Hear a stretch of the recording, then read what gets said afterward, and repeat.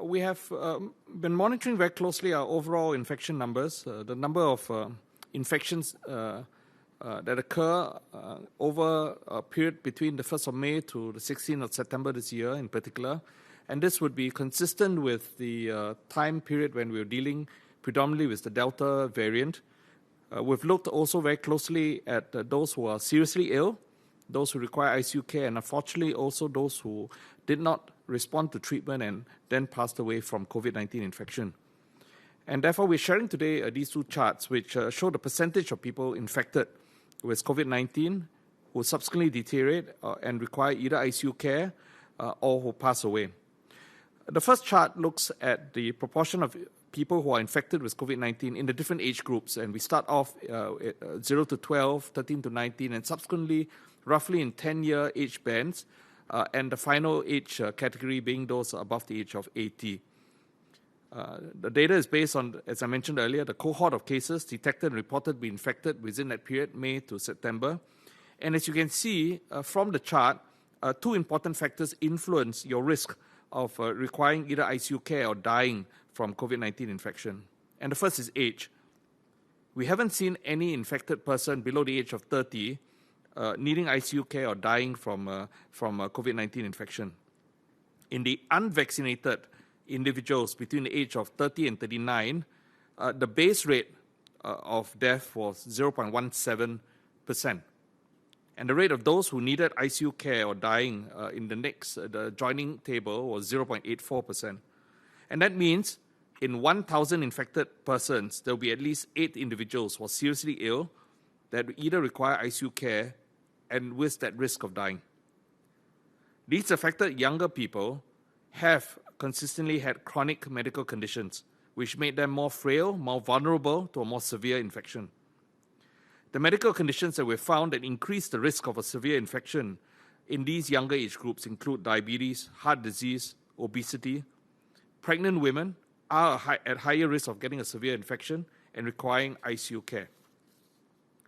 The risk progressively increases with each decade of life, and the highest risk of mortality is in individuals above the age of 80. If you work the math, the relative risk is between 18 to 70 times higher in those above the age of 80 compared to those in the ages between 30 and 39 years. And this explains our clear concern for our seniors. Vaccination data is presented on the right side of each of the tables. And from the data, you can see that vaccination protects. It provides a protective benefit. It lowers the risk of getting severe infection and of dying.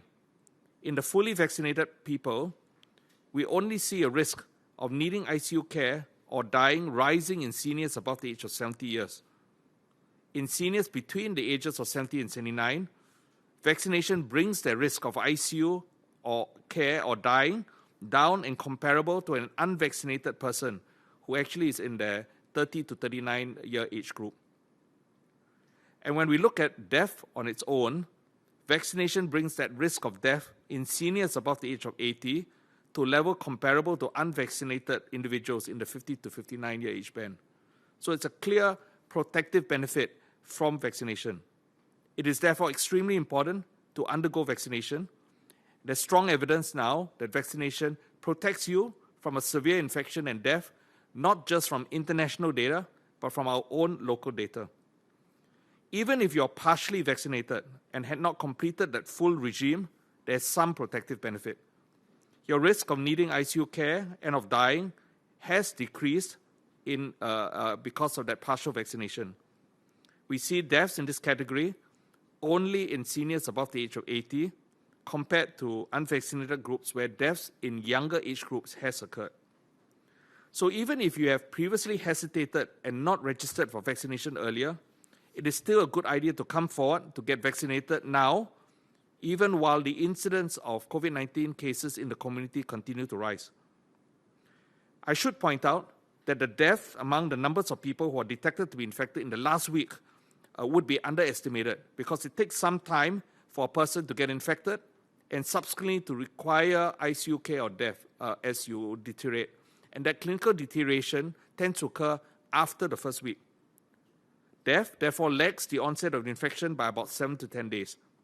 However, given the trend seen in the cases early in the year, I have no doubt in my mind that a similar pattern will show and the points I've just made remain valid.